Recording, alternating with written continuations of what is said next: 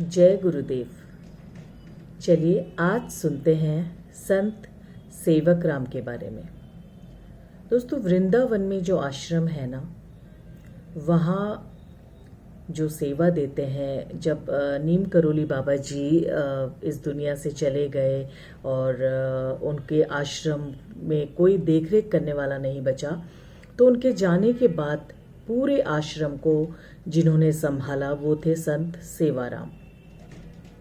तो वो कौन थे और कैसे बाबा से वो मिल पाए, कैसे उन्होंने सेवा शुरू की, चलिए आज इसकी कहानी सुनते हैं। तो क्या हुआ कि संत सेवाराम जो थे, सेवक राम उनको कहा जाता था, वो कहीं ना कहीं हमारे दक्षिणी भारत से बिलोंग करते थे। और दक्षिणी भारत से वो एक बार बहुत ही धार्मिक इंसान थे, पूजा पाठ में बहुत मन लगता था उनका। और बाबा जी से उनका कोई ना तो कभी परिचय हुआ था, ना ही वो बाबा जी के बारे में ज़्यादा कुछ जानते थे। बस उन्हें जो है आध्यात्मिक यात्राएं करना बहुत पसंद था। तो ऐसी ही एक यात्रा में वो वृंदावन आए और वहाँ आके वो जो है परिक्रमा कर रहे थे।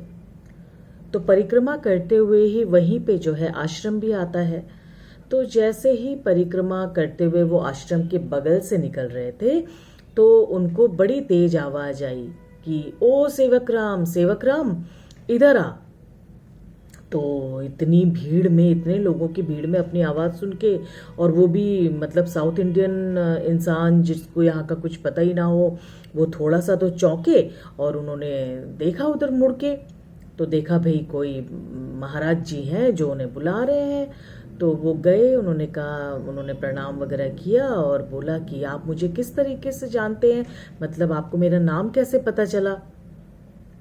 तो नीम करोली महाराज जी को हंसी आ गई और नीम करोली महाराज जी ने कहा, कहाँ अपना समय नष्ट कर रहा है सेवक राम, तू थोड़ी इन सब कामों के लिए बना है, तू तो बस पूजा, आध्यात्म, सेवा, इन्हीं सब चीज़ों के लिए बना है। और तेरा अब जो आगे का जीवन है ना, इन्हीं सब कामों में जाने वाला है। तो क्यों जगह जगह इतना घूम के अपना समय तू व्यर्थ बर्बाद कर रहा है, नेक कामों में लग जा। तो सेवक राम को कुछ समझ नहीं आया और हाथ जोड़ के खड़े हो गए, कहने लगे, बताइए मैं कैसे आपकी सेवा कर सकता हूँ। तो महाराज जी ने कहा, कुछ नहीं, तूने अब मेरे इस आश्रम का सारा कार्यभार तूने ही संभालना है, क्योंकि मुझे तू ही चाहिए और तेरे ही हाथों होना लिखा है ये सब। कहते हैं कि उस दिन के बाद से सेवक राम जी ने जो है मुड़कर नहीं देखा और अपना तन मन धन, अपना सारा जीवन जो है बाबा के आश्रम को सौंप दिया। अब क्या हुआ कि हम सब जानते हैं कि 11 सितंबर 1973 को महाराज जी इस दुनिया से चले गए। तो अचानक उनके जाने के बाद जो हुआ, आश्रम बिल्कुल से खाली पड़ गया।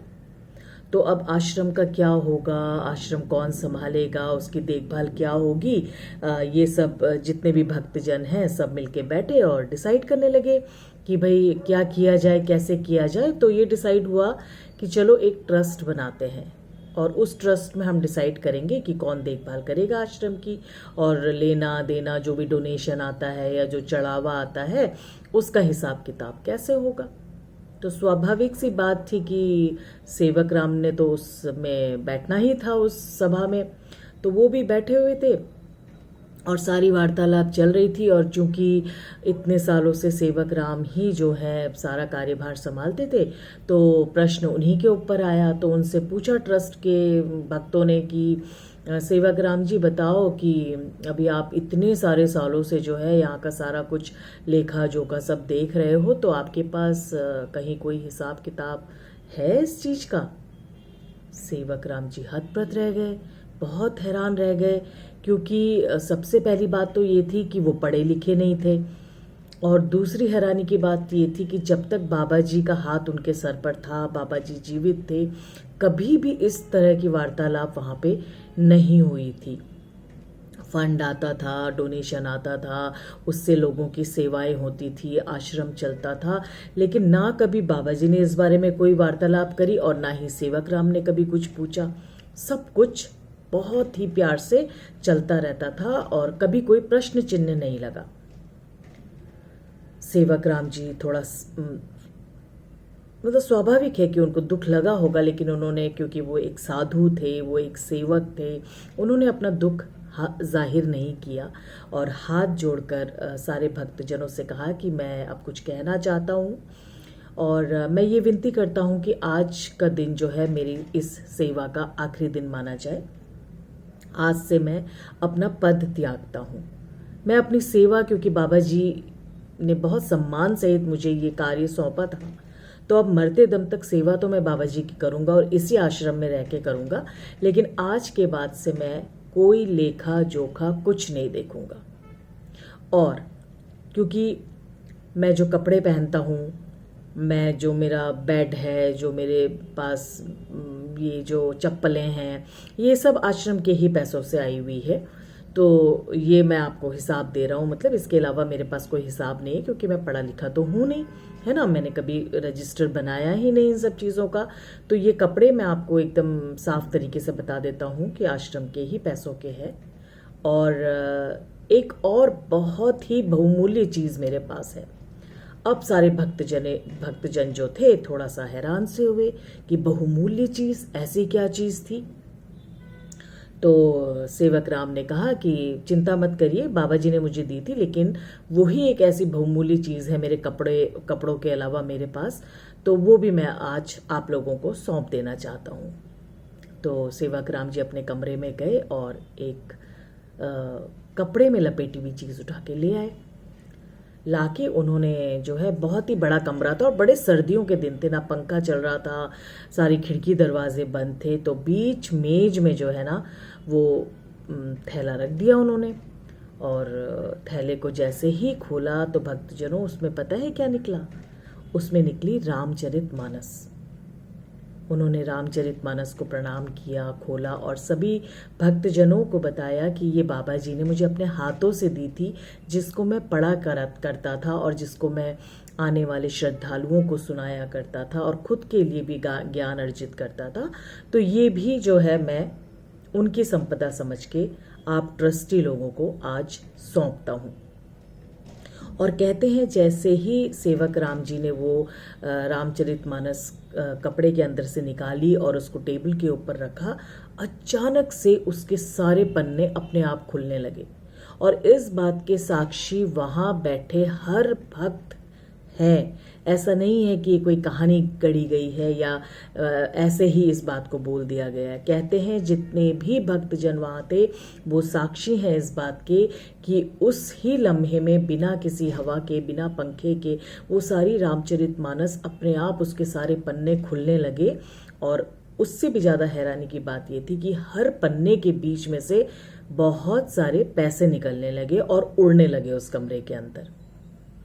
ट्रस्टियों ने जैसे ही वो सारे पैसे निकल के उड़ के ज़मीन पे आ गए, ट्रस्टियों ने मिलके वो सारे पैसे उठाए और बाबा जी का प्रसाद समझ के उसको जो है वहीं दान पात्र में रख दिया। तो दोस्तों, ये जो पैसे थे इसके अंदर, इसका पता कभी भी सेवक राम को नहीं चला और ना ही उसने कभी ये पैसे देखे थे। तो ये क्या हुआ, ये अपने आप में एक चमत्कार ही समझिए आप। और या ये बाबा का एक इशारा था कि उनके इतने प्यारे भक्त को शक के रूप में देखा गया और उन्होंने जो है पता नहीं क्या, मतलब उनका आंसर देने का तरीका था कि उन्होंने भक्तजनों जो कि पैसों का हिसाब मांग रहे थे उनको इतने पैसे दे दिए कि वो सब वहीं पे शांत हो गए। कहते हैं सचमुच में उसके बाद से सेवक राम जी ने अपना इस तरह का योगदान बंद कर दिया और पूरी तरह से पूर्णतया खुद को समर्पित करके बाबा जी के आश्रम में सेवा करते रहे। और जो पैसों का लेन देन था वो सब ट्रस्टी संभालने लगे। तो दोस्तों, इससे हमें पता चलता है कि बाबा जी किस तरीके से अपने आप भीड़ में से लोगों को पहचान लेते थे। उन्हें पहचानने के लिए उन्हें प्रूफ नहीं करना पड़ता था उनके पास जाके कि मैं अच्छा हूँ या मैं बहुत सेवक हूँ या मैं बहुत धार्मिक हूँ। बाबा जी की नज़रें, बाबा जी का आशीर्वाद अपने आप उन लोगों को मिल जाता है जिन लोगों को वो जानते हैं बाबा जी की ये सच्चे मन के लोग हैं और सेवा भाव से दान करते हैं या सेवा भाव से जो है लोगों का भला करते हैं। तो ये कहानी सुनाने का मकसद सिर्फ यही था कि बाबा जी के सामने कभी भी उनको धोखा देने का प्रयास ना करे, सच्चे मन से उनकी श्रद्धा से उनकी पूजा करे, हनुमान जी को याद करे, राम जी को याद करे, आपका सब कुछ अच्छा होगा। फिलहाल चलती हूँ, फिर मिलूंगी आपसे बहुत जल्दी। जय गुरुदेव, जय हनुमान, जय श्री राम। राम राम राम राम राम राम